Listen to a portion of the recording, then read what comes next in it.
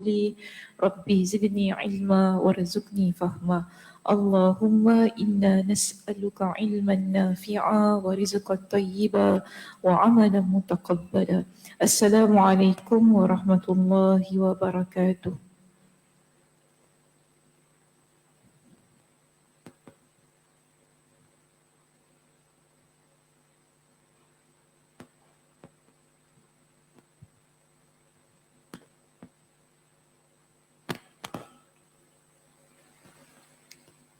Apa khabar? Semua sihat?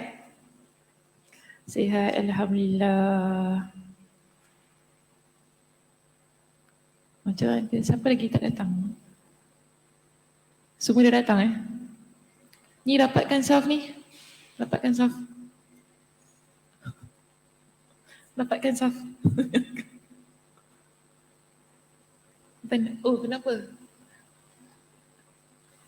Mana nak bangun? Oh, ada matahari. Oh, kipas. Tak cukup kipas kat atas ni? Kipas cukup besar. Panas Panas? Tak kan? Panas Mas? Panas? Masya Allah. Tebal Sasa tipis. Okey, kita sambung perbincangan kita pada pagi ini. Hari ini kita akan masuk pada bab kita yang ke-7 dalam kitab iman.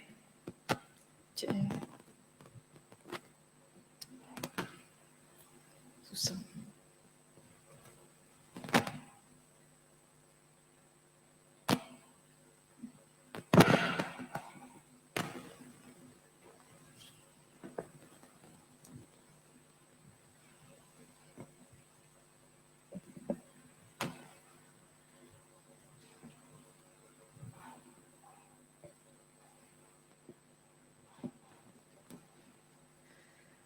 Okey, bab kita pada pagi ini bertajuk bab penjelasan tentang rukun-rukun Islam dan penumpang-penumpangnya yang mulia. Penumpang-penumpang ni maksudnya bukan penumpang Ya, hal-hal yang berkaitan lah dengan rukun Islam tu yang disebutkan dalam hadis Nabi SAW. Okey, kita ada 4 hadis dalam perbincangan ini. 1, 2, 3, 4.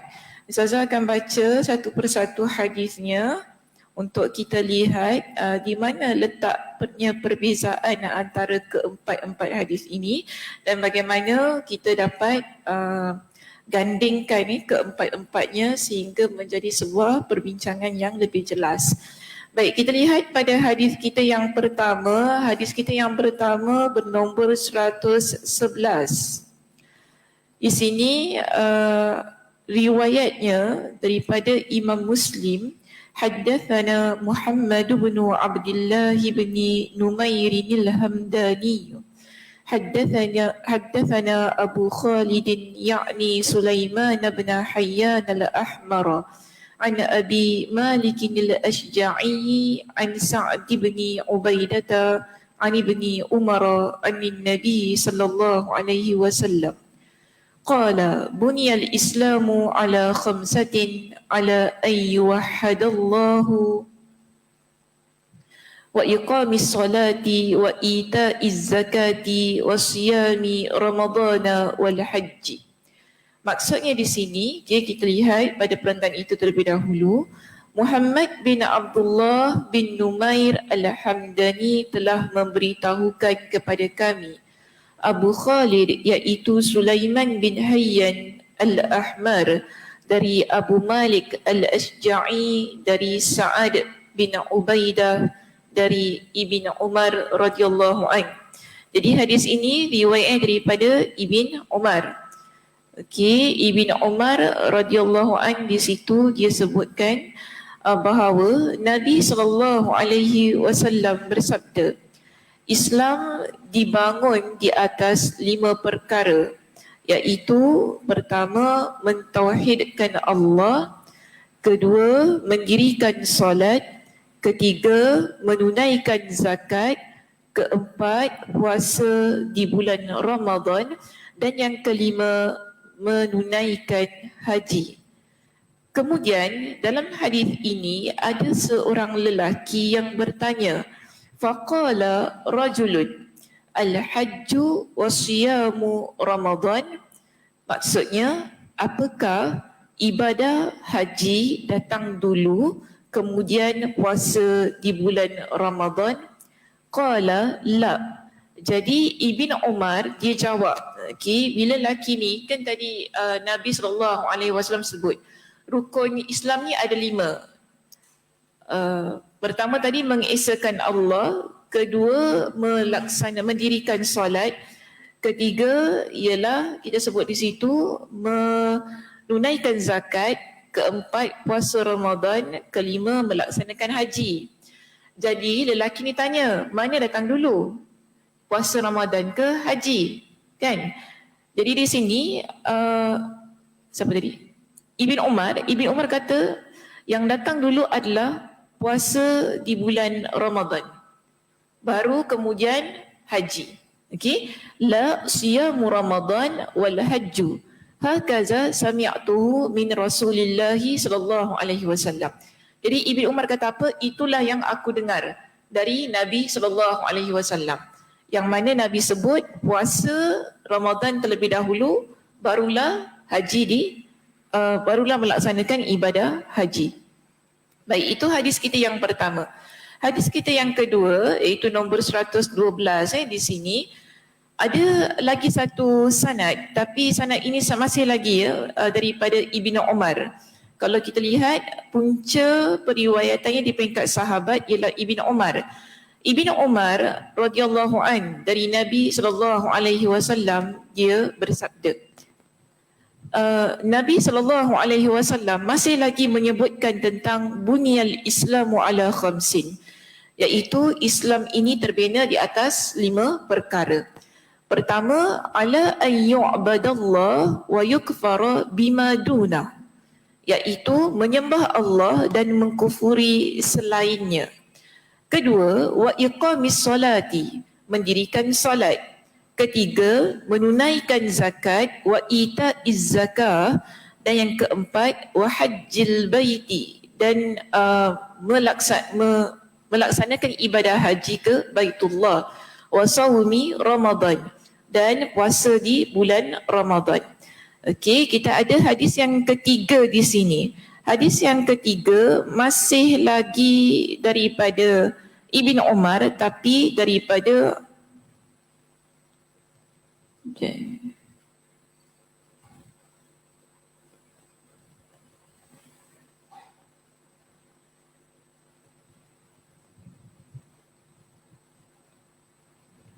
okey, ni anak dia. Daripada anak dia, daripada bapa dia. Okey. Baik, hadis ini masih lagi daripada Ibn Umar. An abihi, pada kalimat bahasa Arab di situ. An abihi masih balik kepada Ibn Umar. Yang mana Ibn Umar kata, qala Abdullah, qala Rasulullah sallallahu alaihi wasallam, bunyal Islamu ala khamsin. Kejap.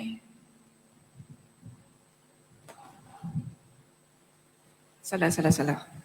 Sorry, salah. An abihi di situ ialah Muhammad bin Zaid. Muhammad bin Zaid. Qala Abdullah di sini baru Ibn Umar. Yang mana Nabi SAW bersabda, bunyal Islamu ala khamsin, syahadati an la ilaha illallah wa anna Muhammadan abduhu wa rasuluh, wa iqamis salah, wa ita'iz zakah, wa hajjil baiti, wa sawmi Ramadan. Dalam hadis ini Nabi SAW bersabda, Islam itu terbina di atas 5 perkara. Pertama, syahadati an la ilaha illallah.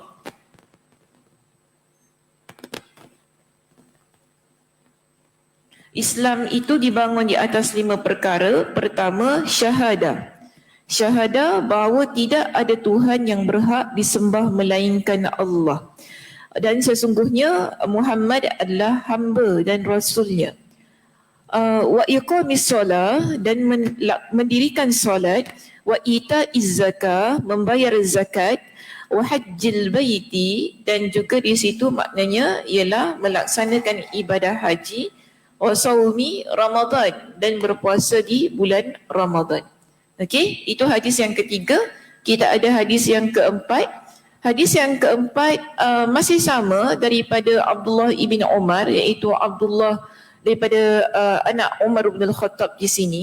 Cuma ada seorang lelaki yang bertanya kepada Ibn Umar, yang mana dia kata begini, Ikrimah, sami'tu Ikrimah bin Khalidin yuhaddithu Tawusan anna rajulan, ada seorang lelaki bertanya kepada Ibn Umar, ala taghzu, tidakkah kamu berperang?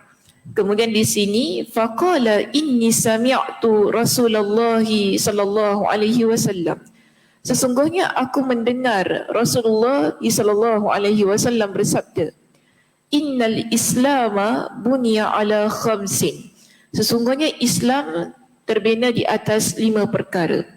Syahadati an la ilaha illallah wa iqamis salah wa ita'iz zakah wa siyami Ramadan wa hajjil baiti. Okey, masih sama ya, sama 5 perkara itu. Syahadah bahawa tidak ada Tuhan yang berhak disembah melainkan Allah. Kedua, mendirikan salat. Ketiga, menunaikan zakat. Keempat, puasa di bulan Ramadan. Dan yang kelima, melaksanakan ibadah haji ke Baitullah. Okey, sama tak keempat-empat hadis ni? Yang saya baca tadi, sama? Tak ada beza? Apa dia? Puasa dengan haji, itu je beza. Apa beza dia? Oh, ada haji datang dulu, puasa kemudian. Ada puasa datang dulu, haji datang kemudian. Okey, ada yang lain beza dia? Ada tak Mira?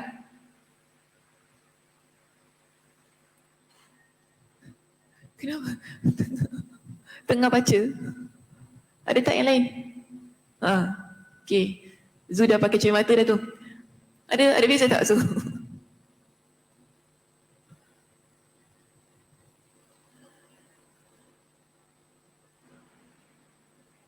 Apa dia?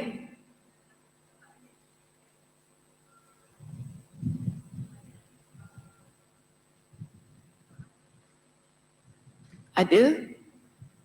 Ada apa?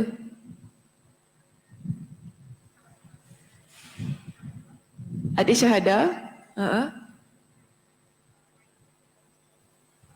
Nombor 1, tak ada syahadah. Okey. Betul Liza? Setuju? Syahadah, ni tak ada syahadah. Okey, yang duduk-duduk dengar Ustazah cakap tadi, macam mana? Ada beza tak? Kesama je, semua 5. Ada 6 tadi? Tak ada 5 semua 5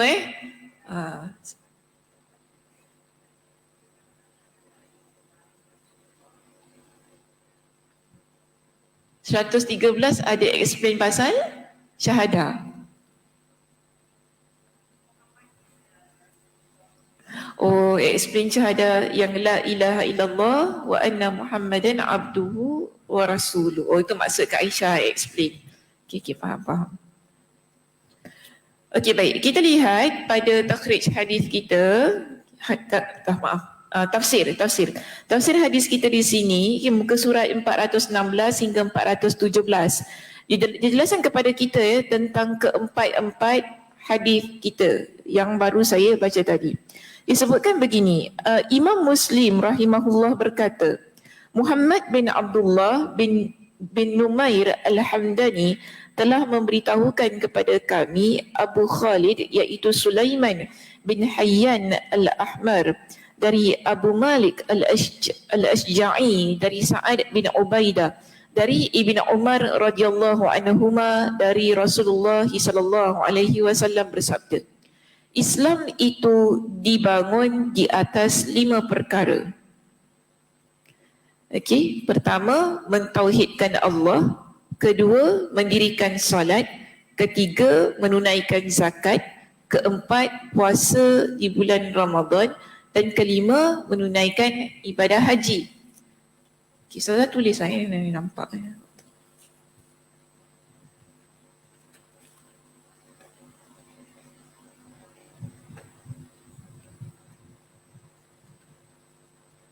Kita ada 4 hadis kan kat situ, ada 4 hadis yang mana menjelaskan tentang rukun Islam. Kita ada hadis nombor Islam dibina atas 5 perkara.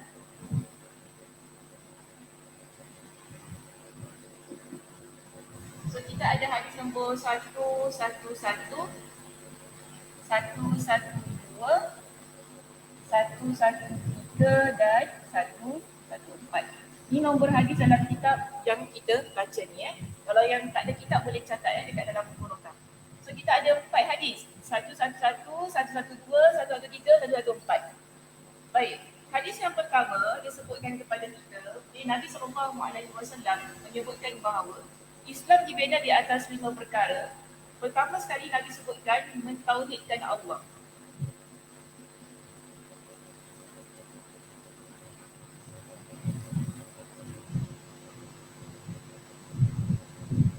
Kedua, Nabi sebut menunaikan zakat.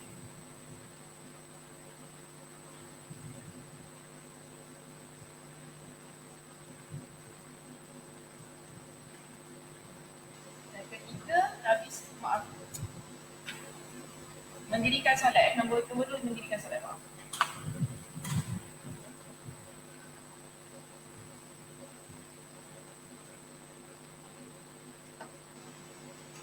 Solat. 3, bayar zakat. Okey. Yang keempat apa tadi? Puasa bulan Ramadan. Yang kelima, nampak tak bawah? Nampak tak bawah? Yang kelima, haji. Jadi kita ada 5 kan? Bila masuk pada hadis yang ke-112 dekat sini, hadis 112, Nabi tak guna mentauhidkan Allah ketika dia jelaskan yang nombor 1. Nombor 1 di sini untuk hadis yang ke-112, Nabi SAW kata apa? Apa Nabi kata apa? Menyembah Allah dan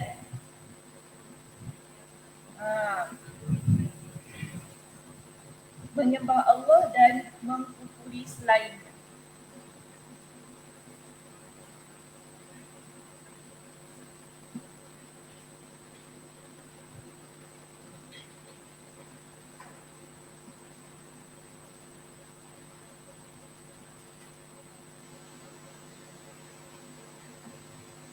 Nombor 2 sama tak?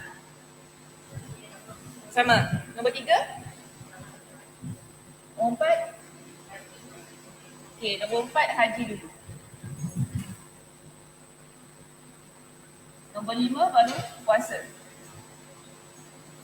Okey, nombor 4 bila kita masuk hadis yang ke-112, Nabi sebut yang pertama menyembah Allah dan mengkufuri selainnya.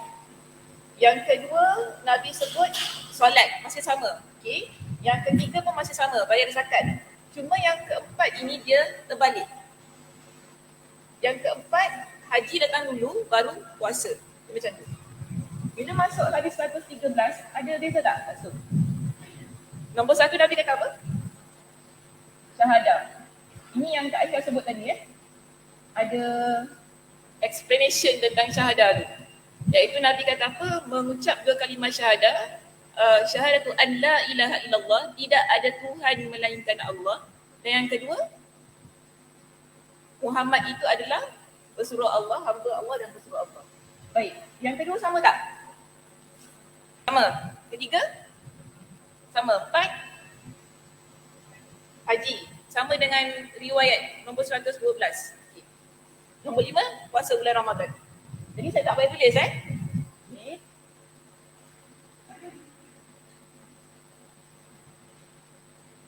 Nombor 2 sama, 3 sama, 4 sama, 5 sama dengan riwayat yang ke 112. Masuk riwayat 114, ada beza? Ada beza tak, Mira? Nombor 140, hadis dia. Itu sama aja.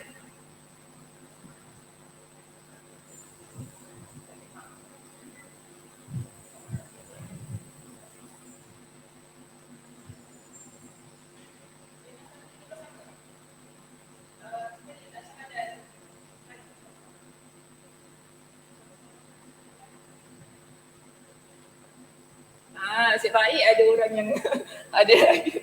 Okey, bila kita masuk hadis 114, okey, hadis 114 ni kita lihat ya. Nabi cuma sebut syahadah saja tanpa ada penjelasan. Kalau nombor 113 tadi ada mengucap dua kalimah syahadah bahawa tidak ada Tuhan melainkan Allah, Muhammad itu adalah pesuruh Allah. Tapi bila masuk hadis 114, Nabi cuma kata syahadah. Kemudian nombor 2 sama, solat. Nombor 3 sama, bayar zakat. Nombor 4 dengan 5 dia balik pada macam ini, sama. Okey? Iaitu puasa dulu, barulah haji. Ini yang terdapat pada perenggan kita yang ni lah. Okay, perenggan kita yang nombor 1 tu di situ. Yang dijelaskan kan, yang italic tu lah. Kalau siapa lihat pada buku kalau dekat handphone ke dekat buku fizikal tu kan, muka surat 417 dia jelaskan dekat situ secara italic. Hadis nombor 4, nombor 1, nombor 2, nombor 3 kan, nombor 4 di mana letak perbezaannya.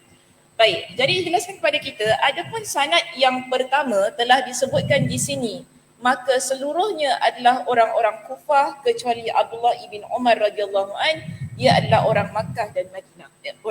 Orang Makkah dan Madinah. Baik, bila kita lihat kepada sanad tu maksudnya ialah yang tadilah yang saya bacakan, daripada siapa kepada siapa, itu kita bagi sanad. Bila kita rujuk kepada sanad ini menunjukkan bahawa seluruh daripada riwayat yang pertama hingga ke riwayat yang keempat menunjukkan semua yang menyampaikan hadis ini adalah orang daripada Kufah, yang berasal daripada Kufah.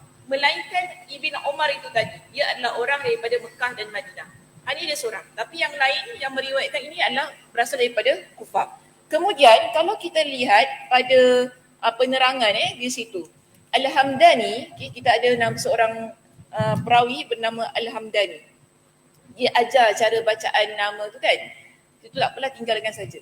Al-Hamdani, Abu Malik tu tak apalah, tu boleh baca sendiri. Lihat muka surat 418. Okey, perenggan yang kedua. Muka surat 418, perenggan yang kedua, dia kata begini, berdasarkan hadis-hadis di atas, terdapat redaksi hadis yang mendahulukan haji, sedangkan yang lain mengakhirkannya, dan hal tersebut terlihat pada riwayat yang pertama dan keempat yang mendahulukan puasa. Dia terangkan kepada kita. Bila kita lihat empat riwayat itu kan, kita dapati bahawa riwayat yang pertama dan yang keempat mendahulukan puasa. Dan puasa datang dulu. Pertama dan yang kedua, riwayat yang pertama dengan riwayat yang kedua ini, puasa datang dulu. Nombor 4. Okey. Tapi kalau kita rujuk pada riwayat yang kedua dan yang ketiga, haji datang dulu. Dia tak letak puasa. Dia letak haji datang dulu. Sebab itu di sini dia berikan dengan satu perbincangan kepada kita kan, kenapa keadaan tersebut berlaku. Okay? Dia kata begini, selanjutnya para ulama berbeza pendapat tentang pengingkaran Ibn Umar terhadap seseorang yang mendahulukan haji. Sebab Ibn Umar sendiri yang meriwayatkan demikian. Sebahagian ulama berpendapat, wallahu a'lam, ini hanya kemungkinan sahaja. Mungkin saja Ibn Umar telah mendengar dari Nabi SAW sebanyak 2 kali. Kita lihat keempat-empat hadis ini, siapa sahabat dia? Ibn Umar. Semua empat-empatnya Ibn Umar yang riwayatkan, anak Umar bin Khattab. Tak ada orang lain, yang menyampaikan, yang menyebutkan. Jadi bila ada seorang tadi kan, yang first hadis yang pertama tadi saya baca, Orang lelaki tu tanya kepada Ibn Umar, mana satu datang dulu? Puasa ataupun haji? Ibn Umar jawab apa, Kak Zah? Puasa. Dia kata puasa datang dulu baru haji. Itu yang dia dengar daripada Nabi. Tapi kenapa untuk riwayat yang kedua dan yang ketiga ini dia sebut haji? Sedangkan dia dah betulkan tadi. Yang lelaki tu tanya kan, mana satu datang dulu? Haji ke puasa? Ibn Umar kata puasa. Sebab tu dia dengar daripada Nabi SAW. Tapi kenapa riwayat yang ke-112 dengan 113 dia sebut haji? Ini persoalan dia lah. Sebab tu di sini dia kata kemungkinan Ibn Umar dia dengar Nabi sebutkan daripada dua konteks. Ada dua ataupun dua tempat. Yang dia dengar daripada Nabi, daripada yang mendahulukan ucapan puasa, mungkin dia dengar hari lain. Ataupun bila dia dengar yang tentang haji datang dulu tu, dia dengar pada hari lain.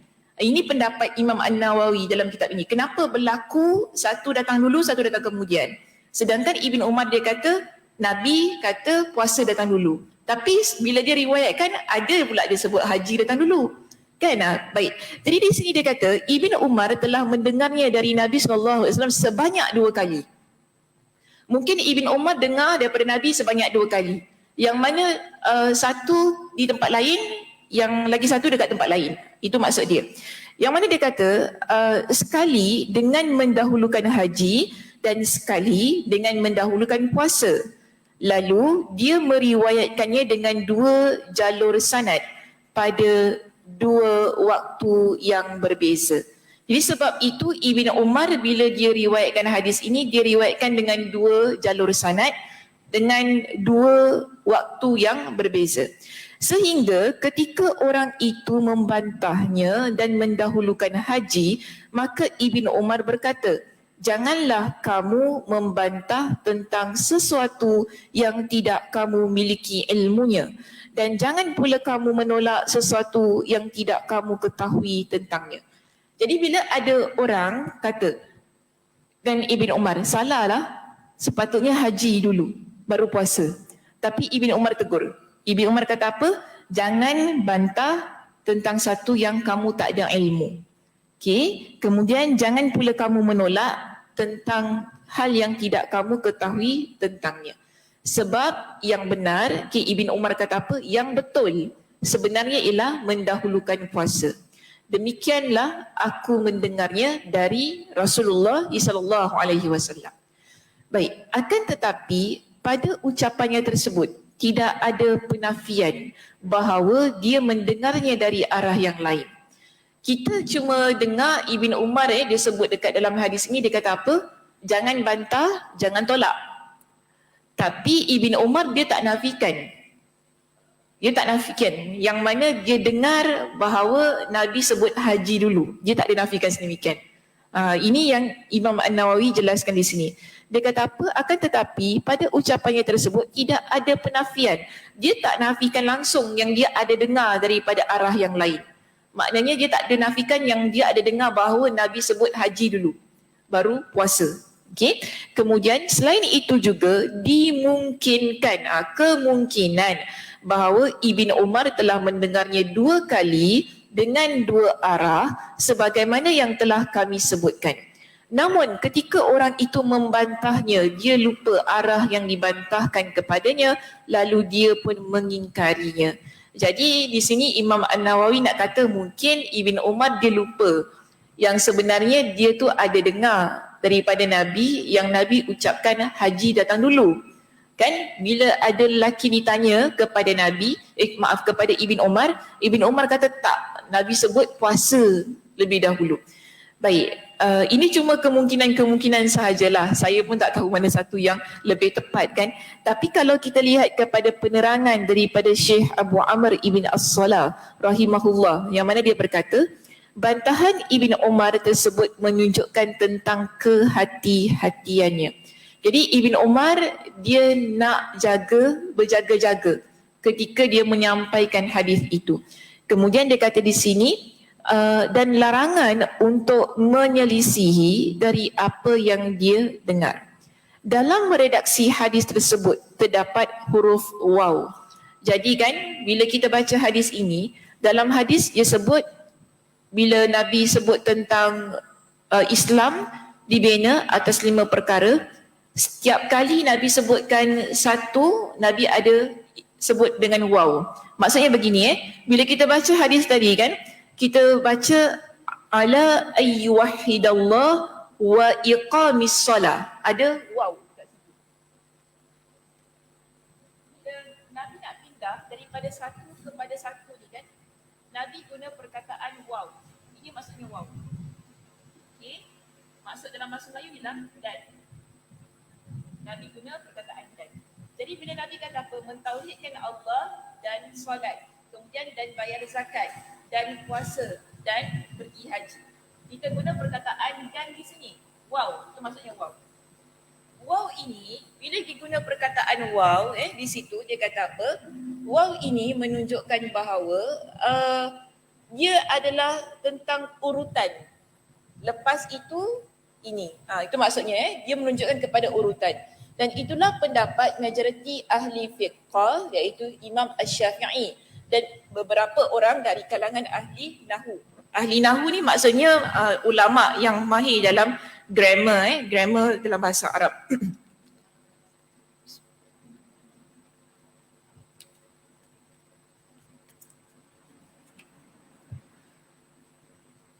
Sedangkan menurut majoriti ulama, waw yang terdapat dalam redaksi hadis tersebut bukanlah menunjukkan urutan, melainkan kerana kewajipan puasa di bulan Ramadan turun pada tahun kedua dari hijrah, sedangkan kewajipan haji turun pada tahun yang ke-6. Jadi bila kita faham di sini, ada dua pendapat. Satu kata Nabi guna perkataan waw tu tadi kan. Waw ni ialah nak tunjukkan urutan. Maksudnya macam kita katalah, kita makan dan minum. Bila kita kata kita makan dan minum, maknanya kita makan dulu, baru kita minum air. Okey? Kita naik Grab, datang, naik Grab dan pergi masjid. Ke pergi masjid dulu naik Grab? Naik Grab dulu kan, baru kita pergi masjid. Jadi penggunaan dan itu menunjukkan kita buat perkara ini dulu, baru perkara ini. Jadi bila Nabi kata apa? Rukun Islam ini ada 5. Satu, kita beriman kepada Allah dulu, baru kita solat. Lepas kita solat, kita buat apa? Puasa. Lepas puasa? Bayar zakat. Lepas bayar zakat? Puasa. Lepas tu pergi haji. Jadi di sini, para ulama bila mereka lihat penggunaan perkataan waw itu, menunjukkan bahawa kita buat satu per satu, mengikut kepada urutan itu tadi. Okey? Tetapi ada juga pendapat yang kedua. Pendapat yang kedua kata apa? Bukan sebab kita buat satu per satu. Contoh, kenapa haji datang dulu, kenapa puasa datang dulu baru haji? Dia kata begini, sebab kewajipan puasa Ramadan turun pada tahun kedua dari hijrah. Kita sekarang, kalau tak lihat kepada kewajipan puasa yang asal tu kan, kita sambut Hari Raya Haji dulu ke Hari Raya Aidilfitri? Kita tak kata, kita Raya Adha dulu, baru Hari Raya Aidilfitri, tak kan? Ini menunjukkan bahawa puasa tu datang dulu, baru haji. Nampak tak? Puasa tu datang dulu baru haji. Sebab tu dia kata di sini, kewajipan puasa Ramadan turun pada tahun kedua dari hijrah. Kemudian barulah kewajipan haji turun pada tahun yang ke-6. Mula-mula semua ni tak wajib. Puasa dan haji tak wajib. Tapi bila puasa je jadi wajib? Pada tahun kedua hijrah. Okey, bila menunaikan ibadah haji jadi wajib? Pada tahun tahun ke-6 hijrah. Jadi kita nampak di sini, sebab itu bila Nabi sebut tentang rukun Islam tadi kan, Nabi datangkan puasa lebih dahulu. Sebab puasa wajibnya dulu, baru kemudian haji. Okey, ini kita panggil yang logiknya lah. Kenapa puasa itu yang tadi Ibn Umar kata, yang betul puasa tu terlebih dahulu. Baik, maka kita kata di sini, bahkan ada yang mengatakan pada tahun ke-9, bahkan ada pendapat yang kata haji ni dia wajib mula asal wajib itu ialah pada tahun yang ke-9 bukan yang ke-6. Oleh sebab itu, penyebutan puasa lebih didahulukan daripada haji. Maka sebab tu kita lihat dalam teks hadis ini, haji datang kemudian barulah ibadah puasa. Kerana melihat kepada bila sebenarnya wajib puasa tu dan bila sebenarnya wajibnya haji yang telah ditetapkan dalam teks-teks agama kita. Baik, adapun riwayat yang mendahulukan urutan ibadah haji sebelum puasa Ramadan. Tapi sekarang ni kalau kita lihat nombor 112 dengan 113, haji datang dulu. Okey, kenapa sedemikian? Dia jelaskan begini. Maka hal tersebut terjadi pada orang yang membolehkan periwayatan hadis secara makna, sehingga dia lebih mendahulukan yang ibadah haji daripada ibadah puasa. Apa makna meriwayatkan secara makna di sini?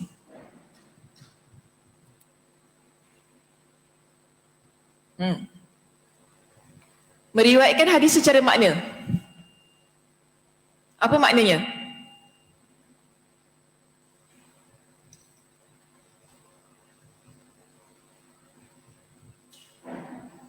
Siapa tahu? Tahu tak Mas? Dia riwayatkan hadis secara makna. Sebab tu haji tu datang dulu. Dia kata macam tu. Sebab dia. Dia apa? Dia tak ikut konsekuens.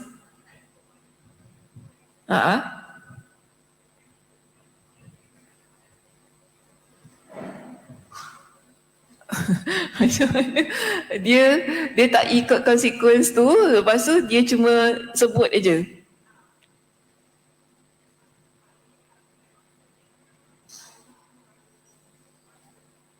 Dia tak elaborate lagi boleh?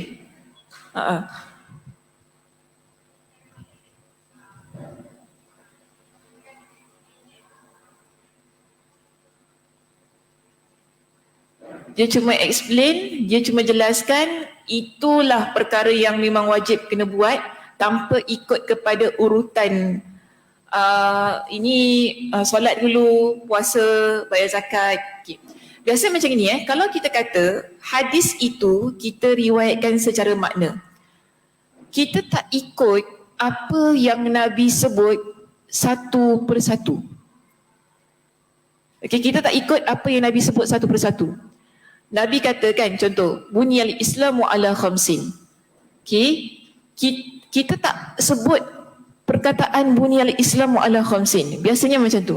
Tapi kita kata apa? Islam tu ada 5. Kita cakap sedemikian. Kita tak kata Islam itu dibina di atas 5 perkara. Kita tak sebut sebiji-sebiji, sebutir-sebutir sebagaimana yang Nabi sampaikan. Tapi kita cuma just sebut macam tu saja. Tapi betul. Maksudnya betul. Okay, maksudnya betul. Kita tak ikut lafaz yang betul ataupun lafaz yang sebenar sebagaimana yang Nabi SAW ucapkan.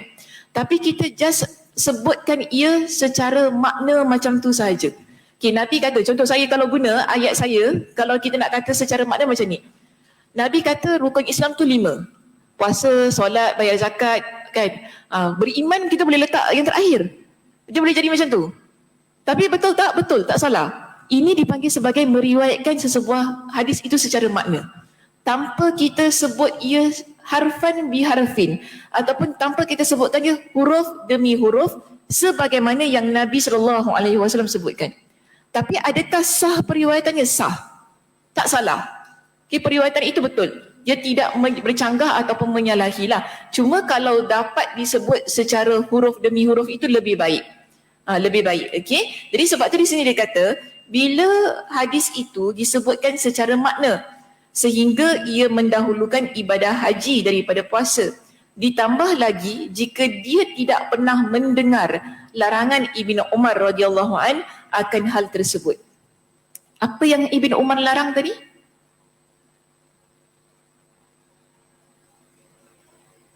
Puasa dulu. Okay. Bila ada orang tanyakan kepada Ibn Umar, mana satu datang dulu?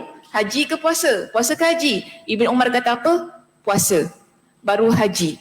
Itu yang aku dengar. Ia sebagai satu bentuk larangan yang mana Ibn Umar nak kata kepada mereka ini, apa yang Nabi sebutkan itulah yang sepatutnya kita ucapkan sama sebagaimana Nabi. Jangan bantah. Tadi ada kan disebutkan, jangan bantah, jangan tolak. Kalau kita tidak ada ilmu, kita ikut sebagaimana apa yang disebutkan oleh Nabi sallallahu alaihi wasallam. Baik, dia kata di sini dua alasan yang dikemukakan oleh Syekh tadi. Dia kata adalah lemah. Disebabkan ada dua hal. Iaitu pertama, bahawa kedua riwayat itu telah tetap di dalam Sahih Muslim. Jadi kalau kita nak cakap tentang mana datang dulu, mana datang kemudian kita nak kata oh ini sebab haji ni riwayat kewajipannya datang kemudian kan. Bagi Imam An-Nawawi, kalau dirujuk kepada penjelasan yang lain, dia kata apa? Penjelasan-penjelasan ini boleh dianggap sebagai lemah. Sebab semua riwayat, iaitu keempat-empat riwayat tersebut, kita dah letakkan dalam kitab Sahih Muslim. Bila letak dalam kitab Sahih Muslim, maknanya ia adalah sahih, tidak kira sama ada secara lafzi ataupun maknawi.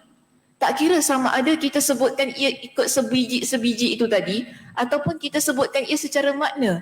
Sebab yang kita tahu, semua yang terdapat dalam kitab Sahih Muslim ini adalah riwayat yang sahih. Sebagaimana riwayat dalam kitab Imam Al-Bukhari. Tak ada yang kita kata ini daif ataupun ini tak boleh pakai, ini salah. Dia tak sedemikian. Kalau dah masuk dalam kitab Imam Muslim ini, maknanya sahih lah riwayat tersebut. Jadi tak perlu sebenarnya kalau kita nak kata mana datang dulu, ini yang betul ke ini yang salah ke apa kan, tak perlu sebenarnya. Jadi dia kata itu yang pertama. Yang kedua, memprediksi perbezaan urutan seperti yang disebutkan oleh Al-Qadi boleh mengakibatkan cacat pada diri perawi maupun riwayat hadis itu sendiri.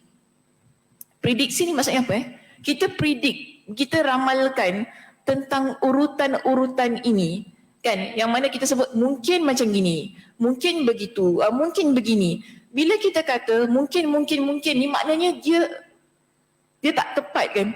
Kita tak ada sesuatu yang confirm. Kita tak sure, kita tak sure tentang perkara itu. Kita tak dapat pastikan mana satu betul, mana satu salah. Dan bila kita kata tak pasti ni, dia boleh mencacatkan periwayatan seseorang perawi. Sedangkan bila kita tahu perawi yang masuk dalam kitab Sahih Muslim ini, semuanya adalah perawi-perawi yang sahih, perawi yang thiqah.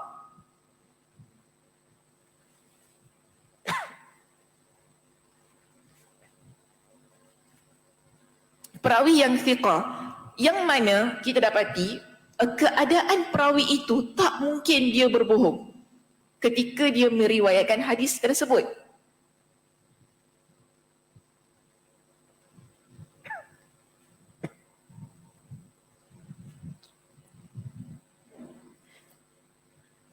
Bila kita lihat keadaan-keadaan ini berlaku, kita dapati bahawa dengan penjelasan menunjukkan bahawa kemungkinan-kemungkinan tersebut, ia boleh menunjukkan kepada kita perawi ini lemah ke? Ingatan dia tak kuat ke? Dia boleh menyebabkan kita fikir begitu.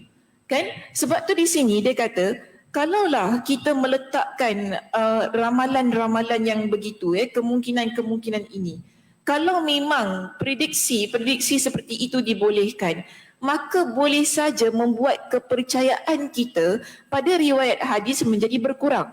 Kita akan jadi confused bila kita baca ni kan, dengan riwayat yang kata oh ni datang dululah, ni datang kemudian lah kan, kemudian yang ini betul lah, yang ini salah lah. Ia akan menyebabkan kita sendiri jadi kurang keyakinan. Mana satu yang kita nak amalkan? Adakah yang 111, 112, 13 ataupun 14? Okay, dia buat kita jadi tak confident kan. Sedangkan keempat-empat riwayat ini adalah riwayat yang siqah, riwayat yang sahih. Jadi Imam An-Nawawi dia kata apa? Kalaulah kita ni jelaskan hadis ini dalam bentuk yang ini betul, yang ini salah, ni datang dulu, ni datang kemudian. Okay, yang ini lebih tepat, ini lebih ini lebih tak berapa nak tepat, ini kemungkinan begitu, kemungkinan begini. Bila kita jelaskan dengan keadaan yang begitu, kita yang baca ni sendiri kita akan jadi confused. Bila kita confused, kita pun tak yakin mana satu yang betul sekarang ni. Kita akan ada perasaan-perasaan yang begitu. Jadi sebab tu dia kata begini, hal ini boleh menimbulkan mudarat sehingga seseorang dengan bebas menjadikannya sebagai hujah. Jadi kalau kita baca dalam keadaan yang begitu, dia akan timbulkan satu hal yang mudarat. Mudaratnya apa? Kita tak bebas di sini untuk ambil keempat-empat dalil tersebut sebagai hujah kita. Ketika kita membincangkan tentang rukun Islam, kita tak ada satu keadaan yang confident ataupun yakin yang tinggi, kita nak guna hadis yang mana satu. Kita kata, ni salah ni tak tepat ni, dia akan jadi keadaan yang begitu. Okey, jadi dia kata wallahu a'lam. Yang penting di sini kita nak kata keempat-empat hadis tersebut adalah hadis yang sahih. Hadis yang boleh kita guna, tak kiralah mana satu datang dulu. Haji datang dulu ke puasa datang dulu. Tak kiralah, tak kisah. Yang penting keempat-empatnya sahih, kita boleh amalkan dan kita boleh gunakan ia sebagai satu pegangan yang menunjukkan bahawa ini adalah rukun Islam kita yang 5. Tanpa kita kisahlah yang mana satu datang dulu ataupun yang mana satu datang kemudian. Baik, seterusnya di sini kita lihat. Selanjutnya perlu untuk diketahui bahawa di dalam riwayat Abu Awana Al-Asfarayini yang terdapat dalam kitabnya Al-Makhraj ala Sahih Muslim wa syartihi, tercantum kebalikan dari apa yang terdapat dalam Sahih Muslim, iaitu perkataan orang tersebut kepada Ibn Umar, yakni tentang pendahuluan urutan haji. Di dalamnya tercantum bahawa Ibn Umar radhiyallahu anhuma berkata kepada orang itu, jadikanlah puasa Ramadan rukun yang paling akhir, sebagaimana yang telah aku dengar dari mulut Rasulullah sallallahu alaihi wasallam. Kalau kita lihat dalam riwayat Abu Awana di sini, Abu Awana bila dia riwayatkan hadis, dia kata apa? Puasa Ibn Umar, bila lelaki itu tanya kan kepada Ibn Umar, mana satu datang dulu? Puasa ataupun haji? Ibn Umar kata apa? Jadikan rukun Islam yang puasa tu yang paling akhir. Dia bercanggah kan dengan yang dalam buku kita kan. Dalam kitab Abu Awana, dia kata puasa pula yang akhir. Tapi kalau kita baca kitab Sahih Muslim ni, Imam Muslim riwayatkan puasa tu dulu. Mana satu betul sekarang? Tak tahu, tak tahu. Mana satu betul tak tahu kan? Kita nampak begini, Syekh Abu Amr Ibn Salah rahimahullah berkata, riwayat tersebut tidak dapat disamakan dengan apa yang diriwayatkan oleh Imam Muslim. Kita tak boleh nak letakkan sama sebab riwayat Imam Muslim ni adalah riwayat yang paling tinggi. Biasanya begitu. Jadi kalau kita letak sebelah-sebelah, pasti kita of course kita akan pilih riwayat Imam Muslim. Kita tak pilih riwayat Abu Awanah tu tadi. Sebab yang kita tahu riwayat Imam Muslim dia punya ranking paling tinggi.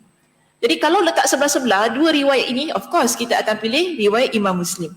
Namun dia kata apa? Menurutku ni maksudnya Imam An-Nawawi, bahawa hadis riwayat Abu Awanah ini diperkirakan berkualitas sahih. Walaupun hadis riwayat Abu Awanah itu adalah hadis yang sahih, kita tak kata hadisnya dhaif.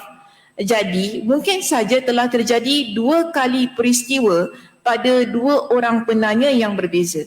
Dan menurut Imam An-Nawawi di sini, mungkin yang berlaku ialah ada dua kali peristiwa.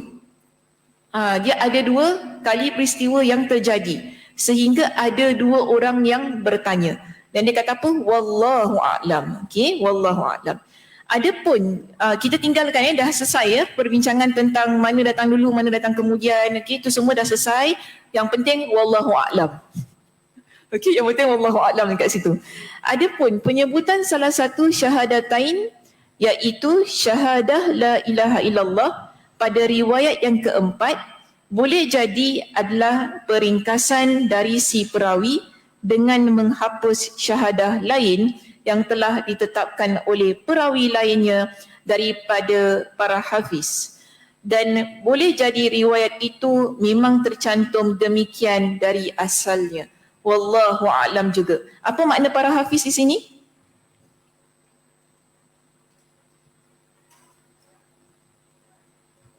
Apa dia? Para penghafal hadis. Okey, para penghafal hadis yang mana hadisnya lebih banyak daripada perawi yang lain. Kita panggil dia hafiz. Selalu orang panggil hafiz Quran kan? Sebenarnya lagi tepat untuk orang yang hafal hadis perkataan hafiz tu. Okey. Jadi kita panggil kan kalau al-hafiz, al-hafiz ni orang yang hafal Quran. Tapi sebenarnya al-hafiz tu lebih tepat untuk orang yang hafal hadis. Itu penggunaan yang lebih tepat lah. Tapi boleh je guna dua-dua. Cuma biasanya kita lebih familiar dengan penggunaan al-hafiz ni untuk orang hafal Quran. Tapi dalam ilmu hadis, ya, orang yang hafal hadis itu juga kita panggil sebagai al-hafiz. Bahkan kita letak pada ranking yang pertama sebab hadisnya lebih banyak. Jadi kalau orang itu kita nampak dia hafal hadis kan. Bila dia hafal hadis dengan gelaran al-hafiz, kita tak boleh challenge hafalan dia maknanya. Kalaupun ada riwayat lain dan kita nampak dek ni yang hafal hadis ni dipanggil sebagai al-hafiz, kita akan lebih terima riwayat dia.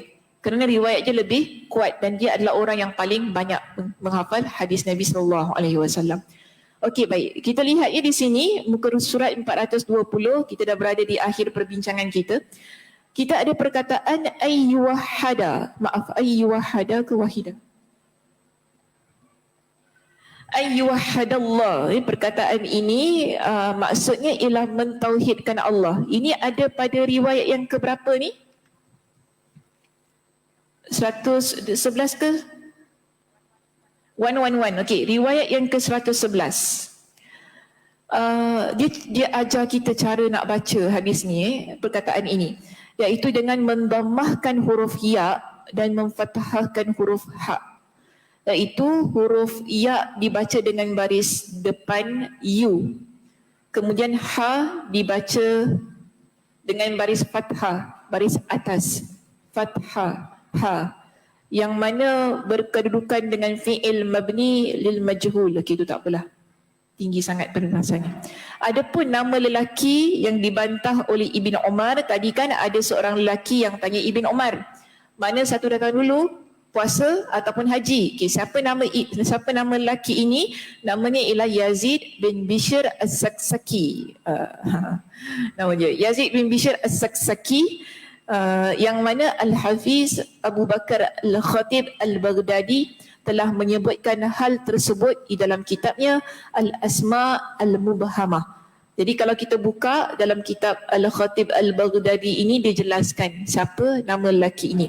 Dan kitab Al-Asma' Al-Mubhamah ini biasanya ialah kitab yang menjelaskan nama-nama perawi ataupun mereka yang terkandung dalam sesebuah hadis yang mana disebut cuma seorang lelaki, ayahnya. Kan dia tak sebut nama penuh. Tapi di sini Al-Khatib Al-Baghdadi dia kumpulkan hadis-hadis yang macam itu, dia muatkan dalam kitab Al-Asma' Al-Mubhamah ni, dia beritahu siapa nama lelaki itu. Contohnya dalam hadis kita di sini, kita dapat dalam kitab Al-Asma' Al-Mubhamah, Al-Khatib Al-Baghdadi dia sebutkan nama lelaki itu yang sebenarnya ialah Yazid bin Bishr As-Saksaki. Baik, adapun perkataannya ala taghzu. Okay, taghzu ni berada pada hadis yang terakhir. Bila ditanya kepada Ibn Umar, tidakkah kamu pergi berperang? Okey, itu soalannya. Penulisan lafaz taghzu boleh dengan menambahkan huruf alif di akhir kata dan boleh juga tidak mencantumkannya.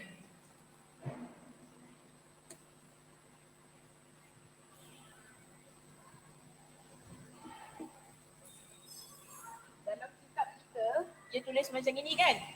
Okey, tak ada alif. Belakangnya tak ada alif. Tapi Imam An-Nawawi kata apa? Boleh juga kalau nak alif kat belakang. Boleh juga letak alif. Okey, sama ada alif dekat belakang ataupun tak ada alif dekat belakang. Dua-dua boleh. Tak ada masalah. Okey, dua-dua boleh kita baca ataupun kita tulis macam tu. Jadi tak salah kalau kita baca, mungkin ada dalam kitab lain, bila dia letak dia tulis perkataan taghzu tu dengan letak alif dekat belakang. Tak salah. Kita jangan kata, oh ni salah tulis ke apa. Dia bukan salah tulis. Jadi boleh saja sama ada letak alif ataupun tak letak alif pada perkataan taghzu di situ. Dia kata pendapat yang pertama merupakan pendapat ulama generasi lama, iaitu ulama yang terdahulu, sedangkan yang kedua ni pendapat yang ada alif tu kan adalah sebahagian ulama generasi akhir, dan inilah yang lebih sahih. Tapi di kalangan para ulama kata pendapat yang letak alif tu sebenarnya lebih sahih. Baik, lebih betul Ibn Qutaibah telah meriwayatkan kedua-duanya di dalam kitab Adab Al-Katib. Jadi Ibn Qutaibah bila dia riwayatkan hadis ini, dia letak dua-dua sekali. Satu yang ada alif, satu yang tak ada alif. Baik, seterusnya, adapun jawapan Ibn Umar kepada orang itu dengan hadis, sesungguhnya Islam itu dibangun di atas 5 perkara. Tadi ada lelaki ni tanya dengan Ibn Umar. Dia kata, adakah anda tak pergi berperang?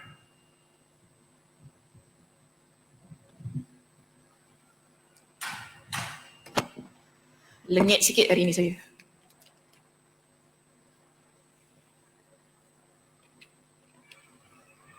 Satu mic tak ada kat kepala. Lagi satu kerusi susah.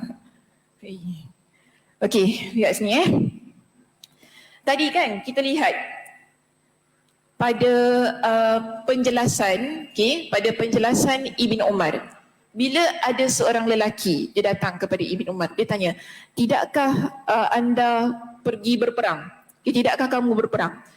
Ibn Umar, dia berikan jawapan dengan rukun Islam tu tadi. Dia tak jawab ya ataupun tidak. Bila lelaki tanya, awak tak pergi perang ke? Dia tanya gitu kan kepada Ibn Umar. Ibn Umar tak kata tak. Dia pun tak kata ya. Tapi dia jawab menggunakan dengan jawapan rukun Islam. Dia kata apa? Rukun Islam dibina di atas 5 perkara. Maka maknanya adalah bahawa perang bukanlah perkara yang wajib bagi setiap individu. Daripada jawapan Ibn Umar itu tadi kita faham. Ibn Umar nak kata bahawa perang tidak termasuk dalam rukun Islam kita yang 5. Pergi berperang, pergi berjihad itu dia tak termasuk dalam rukun Islam kita yang 5. Dan ia bergantung kepada keadaan diri individu itu. Adakah dia nak pergi berperang ataupun tidak, lihat kepada keadaan dia. Tapi kalau solat macam mana? Solat is a must, wajib. Ada tak kita kata, oh saya tak payah solat? Okey, dengar soalan saya.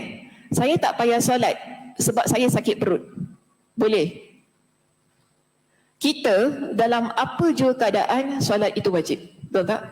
Kita sakit, kita travel ke, ia wajib.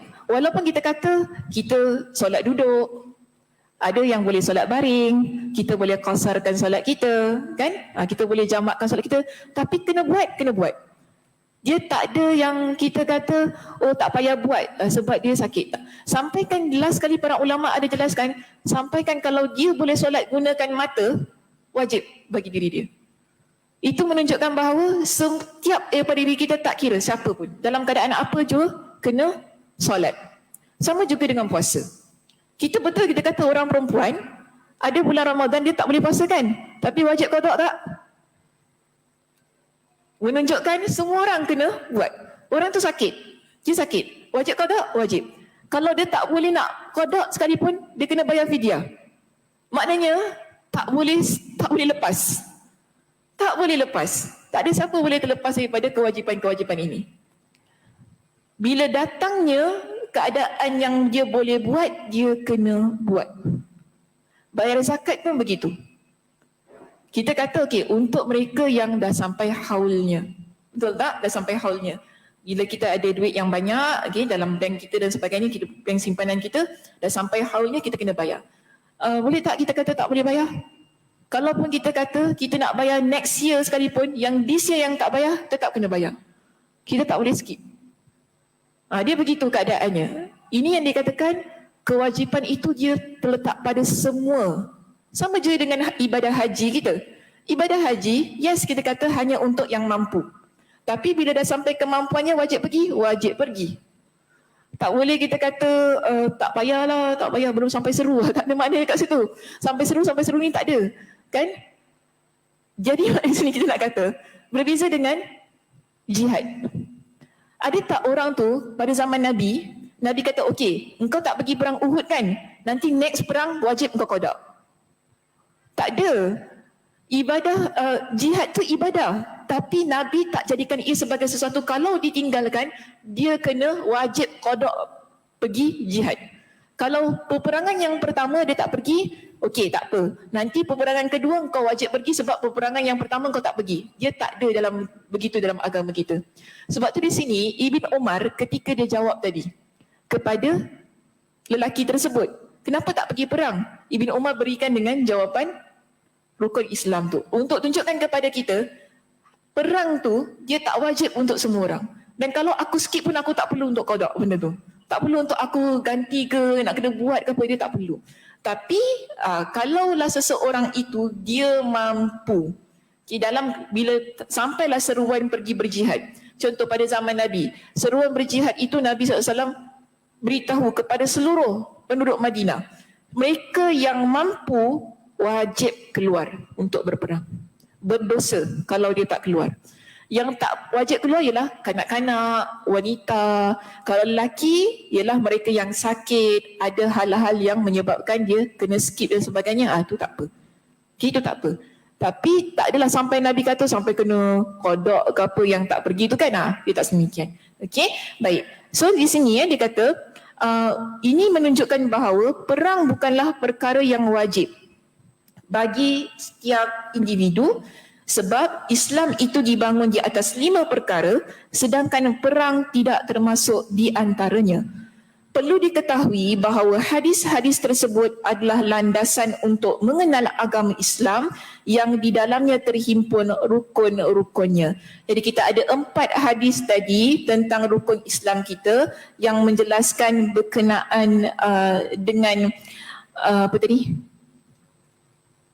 Setiap komponen yang terdapat di dalamnya. Cuma ada satu perkara yang saya nak jelaskan di sini berkenaan dengan yang pertama tu.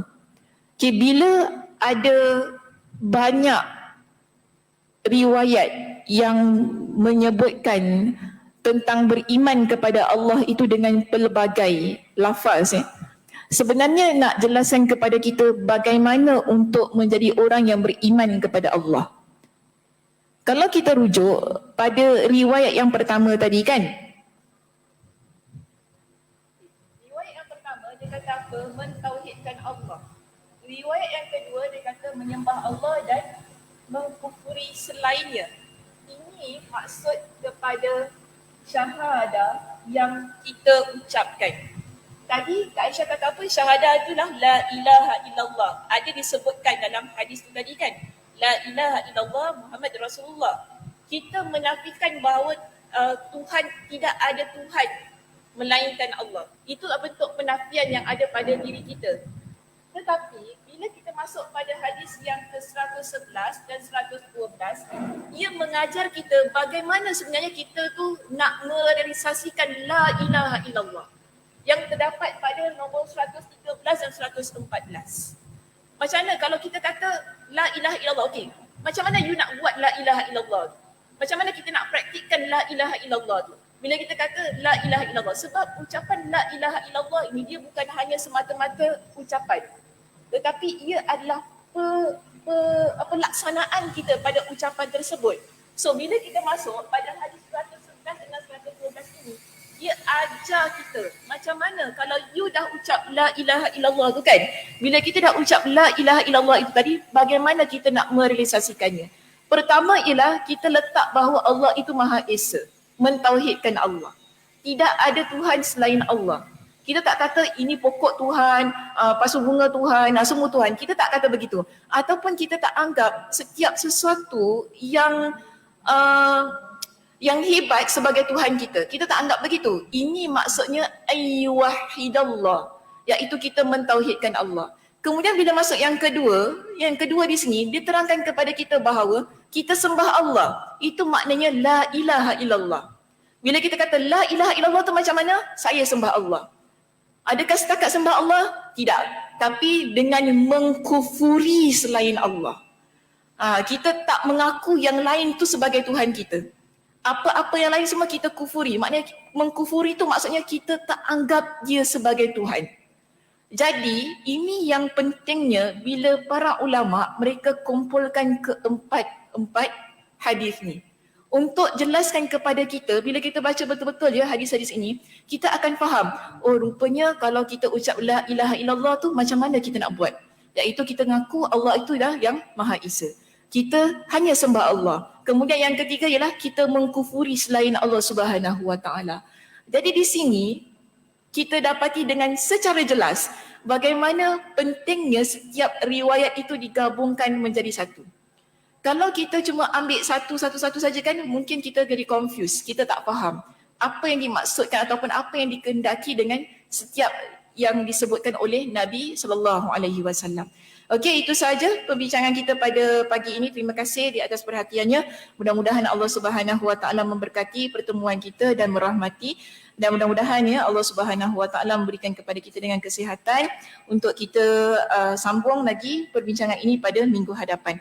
Okey, saya tutup dengan tasbih kafarah. Subhanakallahumma wa bihamdika asyhadu an la ilaha illa anta astaghfiruka wa atubu ilaik. Assalamualaikum warahmatullahi wabarakatuh.